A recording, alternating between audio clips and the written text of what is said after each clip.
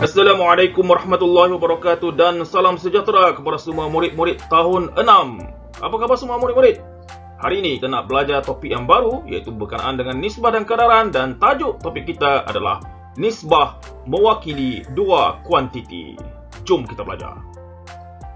Objektif pembelajaran kita pada hari ini adalah untuk mempelajari 10.1 nisbah dan kadaran, di mana kamu akan dapat mewakilkan nisbah dua kuantiti dalam bentuk nisbah A kepada B ataupun A per B yang melibatkan nisbah bahagian kepada bahagian, bahagian kepada keseluruhan dan keseluruhan kepada bahagian. Selain itu, kamu akan belajar bagaimana untuk menyelesaikan masalah harian yang melibatkan nisbah dan kadaran yang mudah-mudah, yang easy peasy cheesy sahaja. Kelas, sebelum kita belajar dengan lebih mendalam lagi berkaitan dengan topik yang kita mau pelajari pada hari ini, kita tanya diri kita dahulu, apakah itu nisbah? Nisbah ialah perbandingan satu ukuran atau nilai dengan satu ukuran ataupun nilai yang lain. Contohnya dalam gambar rajah ini, bilangan ibu ayam ada 3 ekor, manakala bilangan anak ayam juga 3 ekor. Jadi nisbah bilangan ibu ayam kepada anak ayam ialah nisbah 3 kepada 3. Okey, jadi satu peringatan kepada kita semua, unit tidak boleh ditulis dalam penulisan nisbah. Jadi maksudnya kamu tidak perlu tulis unit seperti kilometer, meter, kilogram, liter, ataupun unit seperti buah, biji ataupun ekor. Jadi tidak perlu ditulis dalam penulisan nisbah. Contohnya di sini kalau kita tulis nisbah 3 ekor kepada 3 ekor, jadi ini penulisan yang salah. Jadi sepatutnya hanya kita perlu tulis nisbah 3 kepada 3 sahaja. Jadi unit, sebarang unit di sebelah belakang ini tidak perlu ditulis sama sekali. Okey, nisbah mewakili dua kuantiti. Contohnya, bandingkan bilangan bola-bola ini secara nisbah. Kita ada 3 biji bola merah dan 1 biji bola biru. Jadi nisbah bilangan bola merah kepada bola biru ialah 3 kepada 1.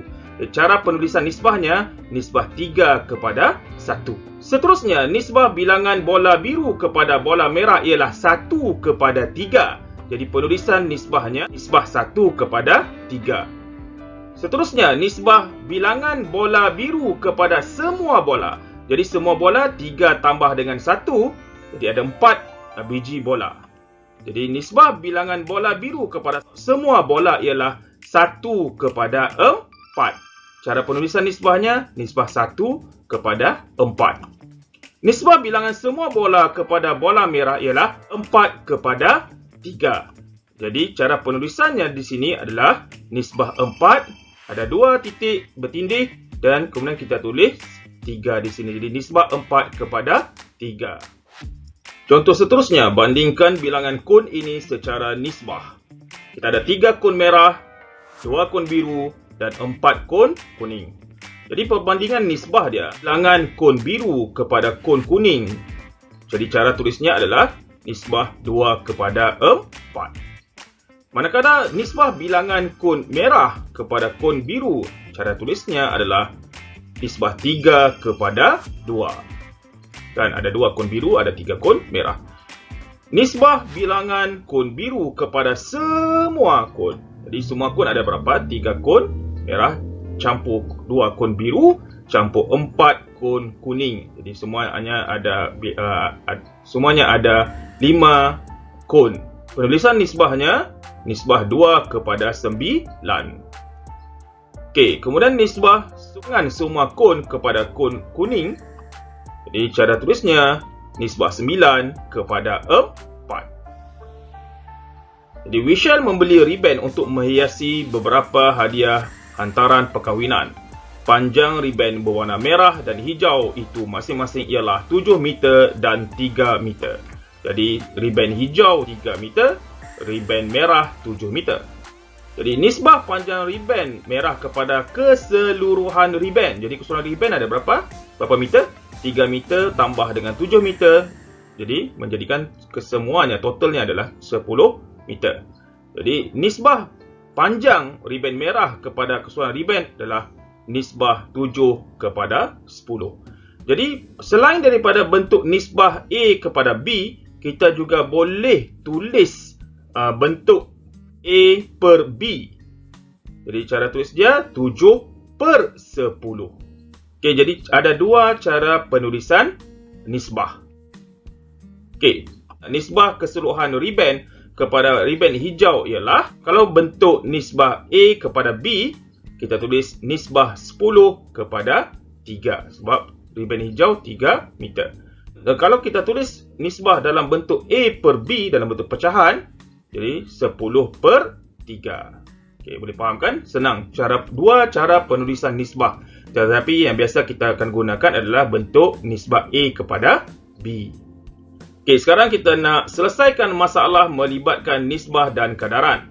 Okey, contohnya Puan Maizatul menyediakan 12 biji kek cawan. 5 biji kek itu berperisa coklat dan selebihnya berperisa pandan. Jika 2 biji kek coklat dan 5 biji kek pandan itu telah habis dimakan oleh anak-anaknya, banyak betul makan ni. Berapakah nisbah bilangan kek coklat kepada kek pandan yang belum dimakan? Gemuk dah makan. Kucing ni makan kek. Okey, bilangan kek cawan bersamaan dengan 12 biji. Bilangan kek cawan berperisa coklat. Ini kesemua kek cawan. Jadi berperisa coklat bersamaan dengan 5 biji. Bilangan kek cawan berperisa pandan bersamaan dengan 12 biji tolak 5 biji. Jadi 12 tolak 5, kek pandan ada 7 biji sahaja. Baki bilangan kek cawan berperisa coklat selepas dimakan. Okey, 5 biji. Okey, jumlah asal bagi kek cawan berperisa coklat tolak 2 biji yang telah dimakan oleh anak-anaknya. Jadi bersamaan dengan 3 biji baki. Baki bilangan kek cawan berperisa pandan selepas dimakan oleh anak-anaknya. Okey, jadi 7 biji. Okey, 7 biji tolak dengan 5 biji yang telah dimakan. Jadi bakinya 2 biji. Jadi nisbah bilangan kek coklat kepada kek pandan yang belum dimakan ialah nisbah 3 kepada 2. Okey, kita tengok contoh selesaikan masalah yang kedua. Adudu menggunakan 7 cawan tepung dan 3 cawan susu untuk membuat adunan kuihnya. Rakannya Papazola ingin mencuba resipi yang sama, tetapi dia mengurangkan secawan tepung dan menambah 2 cawan susu berbanding dengan adunan adudu. Berapakah nisbah bilangan tepung kepada susu yang digunakan oleh Papazola? Okey, penyelesaian dia. Kuantiti tepung yang digunakan oleh adudu, 7 cawan tepung. Kuantiti susu yang digunakan oleh adudu, 3 cawan susu. Jadi kuantiti tepung yang digunakan oleh Papazola 7 cawan tolak 1 cawan bersamaan dengan 6 cawan tepung. Kuantiti susu yang digunakan oleh Papazola adalah bersamaan dengan 3 cawan tambah lagi 2 cawan. Jadi kuantiti susu yang digunakan oleh Papazola adalah 5 cawan susu. Jadi nisbah bilangan cawan tepung kepada susu yang digunakan oleh Papazola ialah nisbah 6 kepada 5. Okey, sekarang kita dah sampai pada latihan nisbah dan kadaran. Soalan yang pertama, tulis nisbah perbandingan bilangan objek yang berikut. Okey, kita ada 5 kereta kuning dan 6 kereta merah. Soalan pertama, nisbah kereta kuning kepada kereta merah. Yang kedua, nisbah bilangan kereta merah kepada kereta kuning. Dan yang ketiga ini, nisbah bilangan kereta kuning kepada jumlah kereta. Soalan yang kedua, lihat gambar di sebelah dan nyatakan nisbah. Tin cat hijau 5 liter dan tin cat biru 8 liter. Jadi, isi padu cat hijau kepada jumlah isi padu cat dan jumlah isi padu cat kepada isi padu cat biru. Cari nisbah bagi kedua-dua soalan ini. Okey, kita lihat pula pada soalan seterusnya, latihan nisbah dan kadaran ini. Okey, jadi di sini kalau kita lihat, Rajah menunjukkan koleksi 3 jenis bentuk. Ada bulat, ada segitiga dan ada segi 4. Jadi tulis nisbah bilangan. Okey, jadi ini senangnya soalan dia. Dan soalan 4, bilangan buku Brian ialah 6 buah buku dan bilangan buku Vanessa pula ialah 5 buah buku lebih daripada Brian. Jadi nyatakan nisbah bilangan buku cerita Brian kepada jumlah buku cerita mereka semua. Dan soalan yang terakhir, soalan yang kelima, jarak dari bandar A kepada B ialah 29 km. Jarak daripada bandar A kepada bandar C pula ialah 60 km.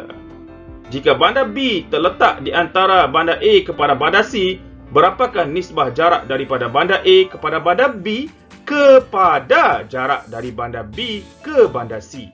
Cari nisbah. Okey, jadi sampai di sini sajalah pengajaran cikgu pada hari ini. Cikgu harap kamu semua dapat memahami apa yang kita telah bincangkan pada hari ini. Kita jumpa lagi pada episod yang akan datang. Assalamualaikum warahmatullahi wabarakatuh. Tata titi tu. Bye bye. Ciao.